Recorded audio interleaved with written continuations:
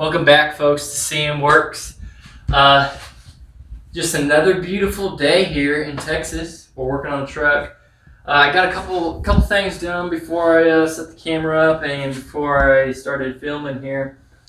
And basically got the engine bolted down. It's done. It's in place. I didn't know if I mentioned last video, but it is plumbed and ready to go.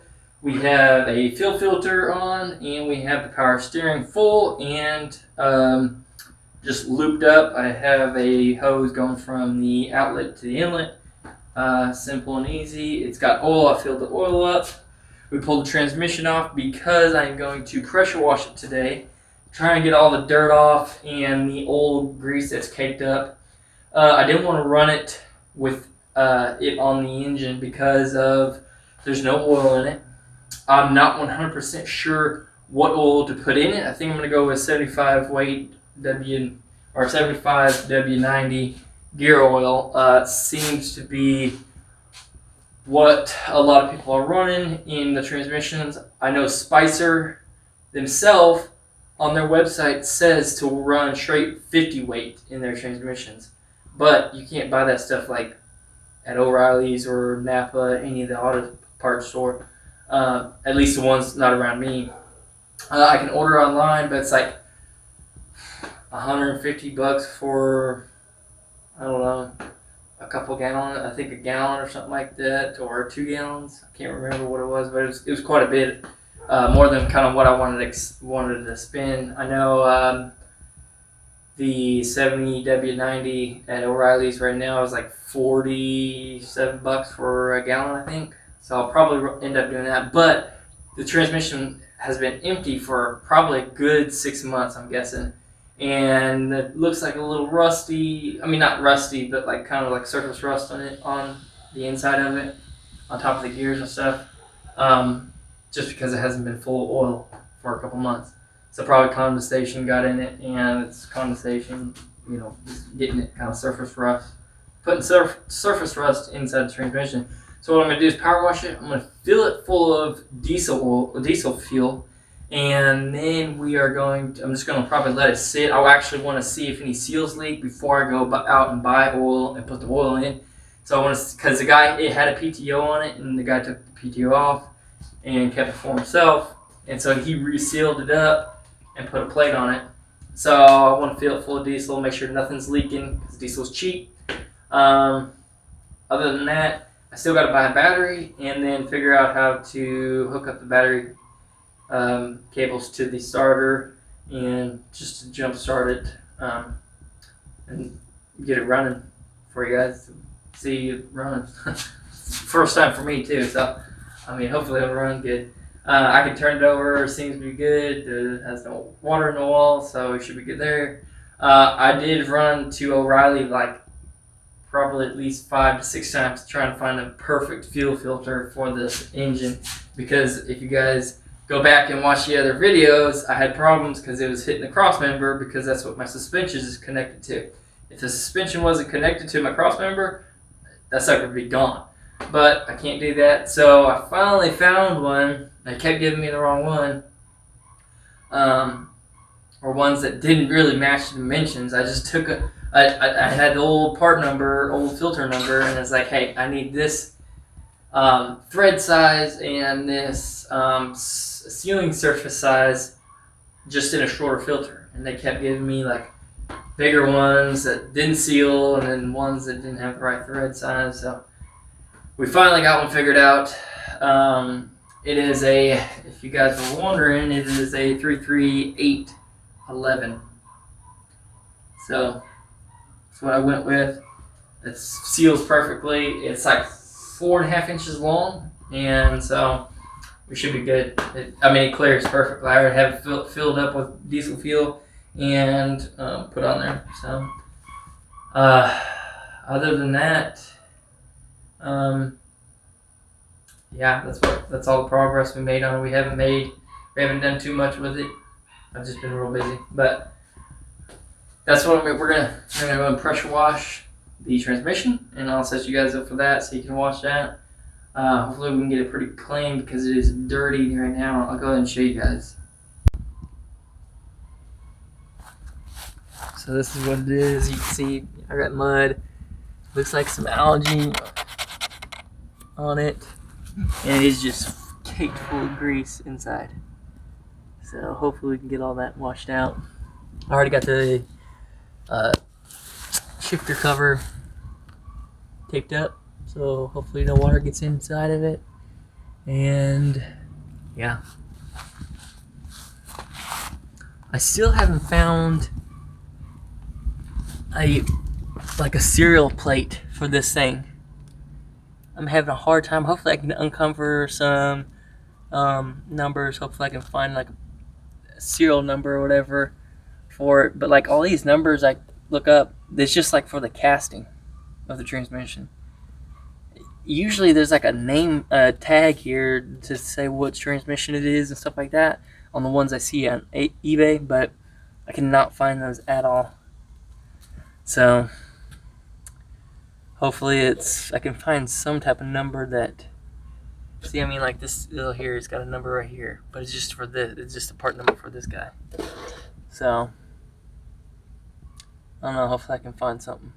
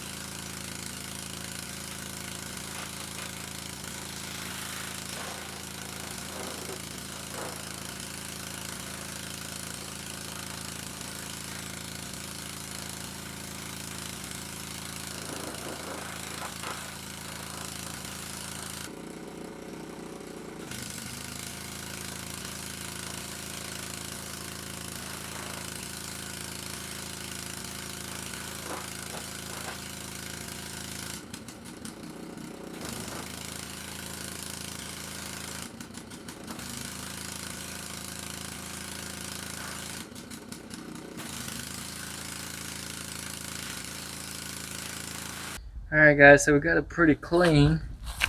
I'm gonna see if I got some degreaser.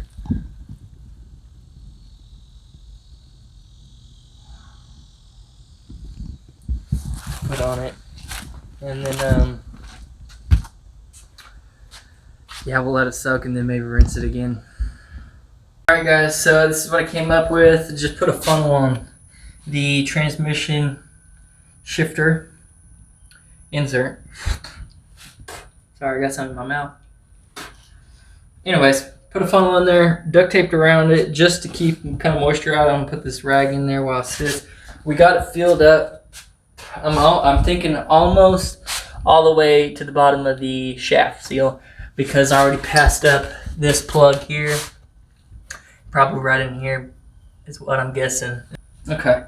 Anyways, so we're gonna let it sit. I rotated the gears, looked inside before I got to that field line plug, and it was mixing with some oil. Obviously, there was some little left over in there, but it was mixing up pretty well. And I'm just gonna come along, you know, every other day or something, and, you know, spin it. But that's what I got. Alright guys, so the next thing we're going to do today is we're going to work on the transmission mount. It's just one mount on the passenger side of the transmission.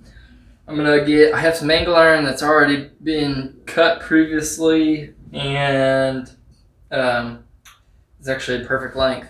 So I don't have to cut it again, and then we're going to mark out the holes, drill the holes, and then we'll bolt it up. Then we'll have to work on the cross member for the transmission to go to this mount that we're going to make today. And basically I'm going to keep the original transmission mount that goes across from the side of the frame to the other side of the frame, and then basically just run a vertical piece going up off of that with a flat piece off of it, flat piece of metal off of it, and then we'll put rubber in between this angle iron that I'm putting on the side and then the bottom piece of the metal, and then bolted together. And so that's all right now I'm going to measure these out. I'll show you guys how I'm going to do it. I'm just going to use my calipers and kind of just eyeball it center to center on there, and then find center on my angle iron and do that. Zero my calipers out. Looks like 470. 4.700. Okay. We'll move this to the bench. Basically, this is where it's going to go, right here. And then I'll bolt it here, there, and then have a center bolt here, and then rubber underneath this.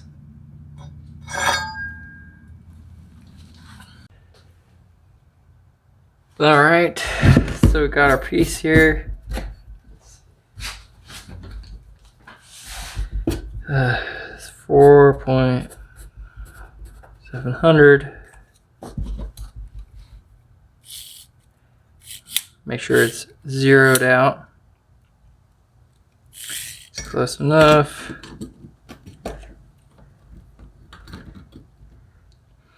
We have a 7.5. 7.560. Grab my calculator because I'm not good at math.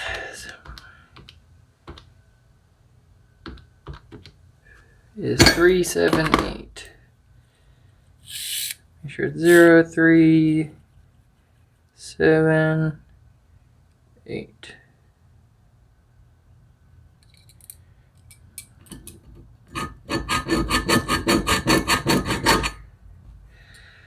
Divide that by 2 is 1.89.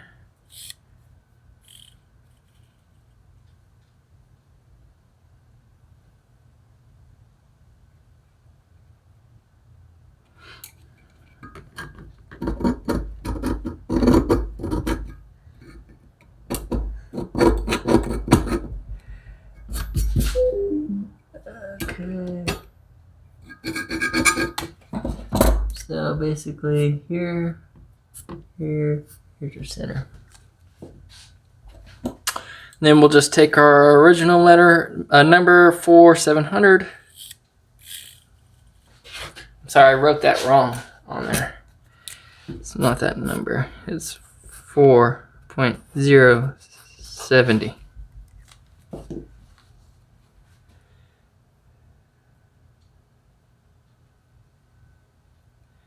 Got it.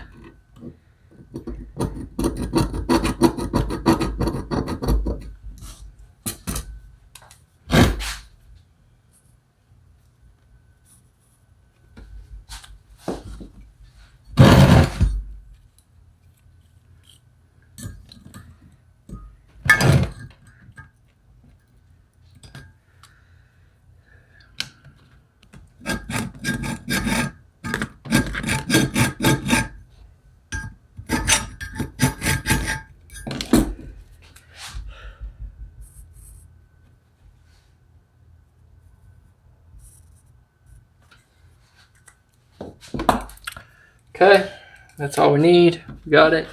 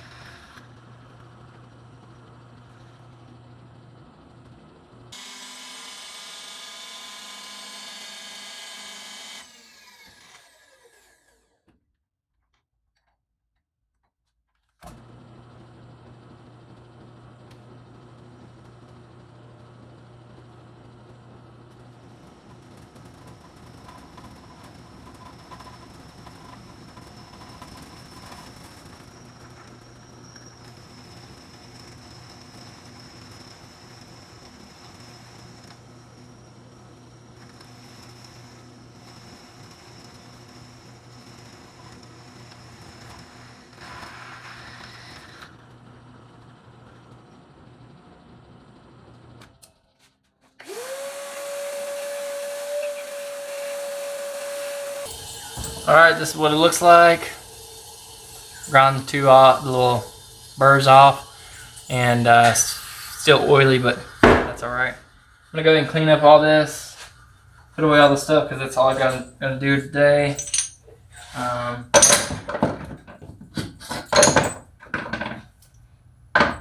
Other than that, that's all we're gonna do. That's all we really have time to do today. But I'm waiting to do, I'll probably finish the rest out. So I'm going to wait to do the rest because I want to put the transmission back on. And then I'll have the dimensions for all the other stuff going across for the transmission, the transmission mount. And then upright going to this mount that we just made today.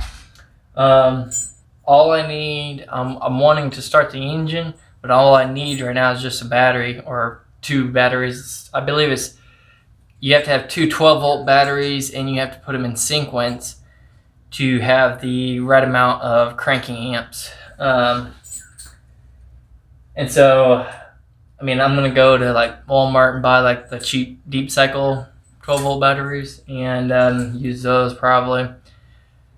But because I don't want to spend like a bunch of money in batteries and then I'm not going to use them for the next however long months, next 6 months or so. So that's my dilemma right now. So, but anyways, next step's getting probably going to finish welding up the motor mounts in the rear, and then plate the inside of the frame. Then do the transmission with transmission mounts. And then the next step after that will be probably doing the cab mounts. Alright guys, here's the mount. I'm going to have to get shorter bolts because these are too long, but you can kind of see what we got going on here.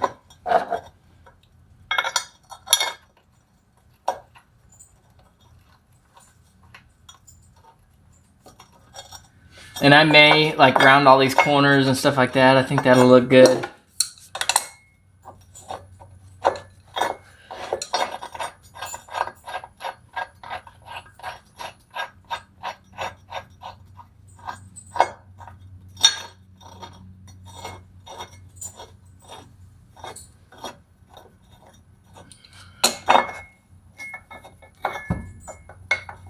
Anyways, that's what it's gonna look like.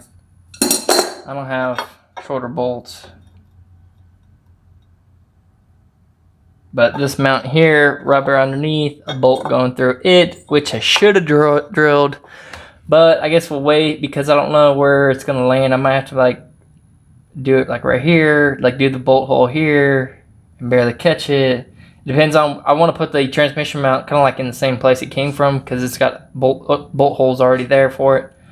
So I don't know where I'm gonna, so it's alright if I don't do that yet.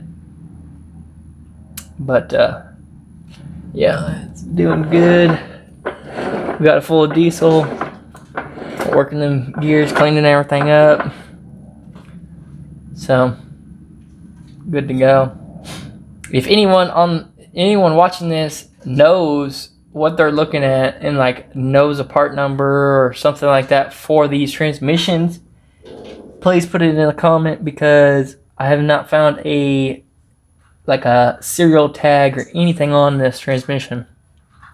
It's got numbers for the top. It's got a number on this cover here, but that's just for the cover. I looked that number up and it comes up as this cover.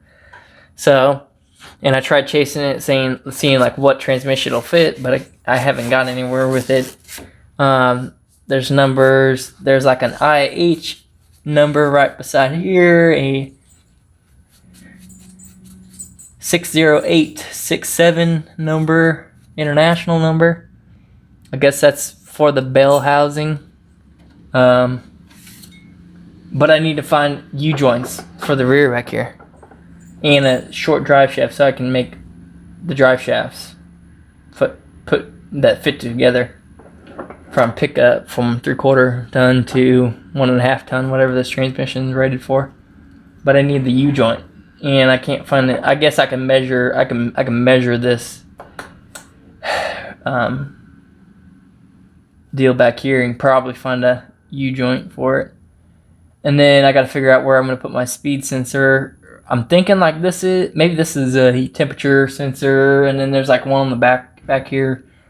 I need a place to put my speed sensor on the transmission because it will not go to the rear end. The rear end is electronic, and I don't think there's a way to convert it back and forth from electronic to manual, which is what my original gauge is, which is why which I want to keep the original gauge, speedometer gauge. But that's what we got done today. That's all we're gonna get done today. Next step's gonna be doing the cab mounts after we get it started, and the transmission back in.